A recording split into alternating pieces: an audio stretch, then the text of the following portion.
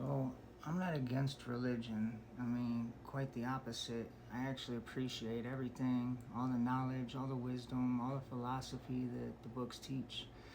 Everything from Judaism to Christianity. There's a lot in there that's useful, and it helps people get by, you know? It helps them resolve their samskara, their pain, their suffering.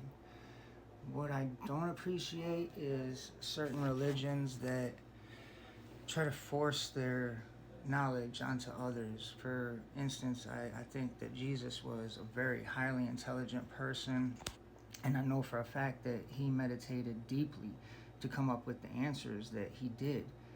What I don't appreciate about Christianity is that works are less important than the belief. So you can murder, kill, rape, be a horrible person, but as long as you believe in the name of Christ, then you have salvation. And don't get me wrong, faith, mind, belief, it's important and it's powerful, but it's not more powerful than what you do and how you react. You have to have both works and word side by side.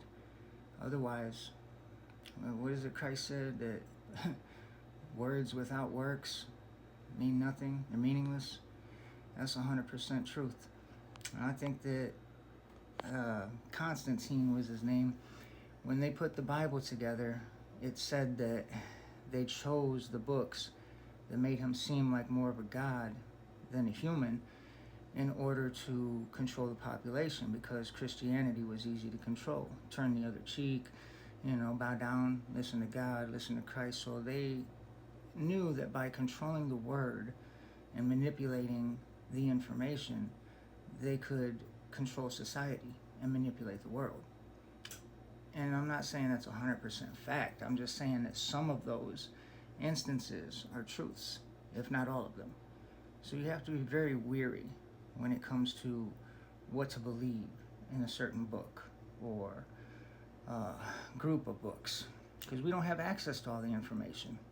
A lot of it's under lock and key in the Vatican, and we'll never get to read it. And the books that we can read, they don't give us full access to. They have to be translated, they have to be read, the dialogue has to be correct. Even if you did read Hebrew and Latin and you could, translate these books, you're not going to know the dialect or the exact phrases, so you're still mistranslating. I mean, there's books all over the world that they translate, and then years later, decades later, realize, oh shit, this ain't what we thought it meant. So, misbelief is a very common item, especially in religion. And I believe that the truth of the self, the divine self, that's the religion that stuck with me, because it gives you control and power over your own life without giving it up to a separate entity. But it still teaches you respect, love, peace. There's a lot to handle. There's a lot to go through. There's a lot to sort. But it's in you. It's in yourself. The mind, body, and spirit. It's all knowledge. Read. I do. But I almost forgot. The whole point of this video in the first place was the thought that I had when I was meditating. I don't believe that God created the universe. I think that he is the universe. Maybe the Big Bang was him just disintegrating and breathing life into everything. Humanity, the world, the universe.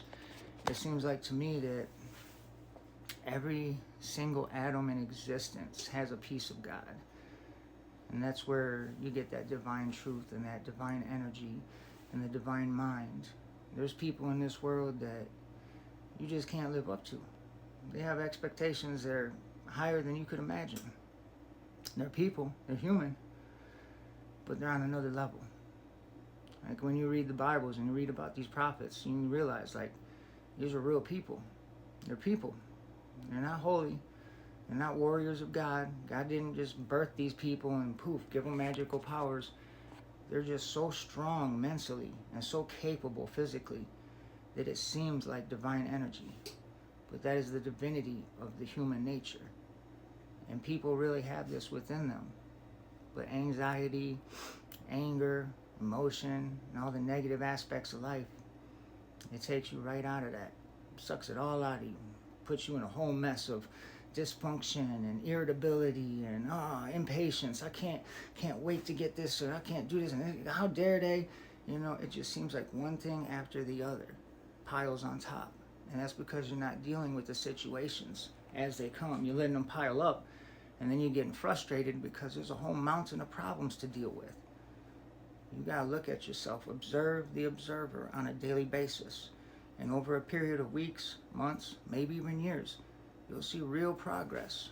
Absolute power can corrupt absolutely. Absolute control controls absolutely.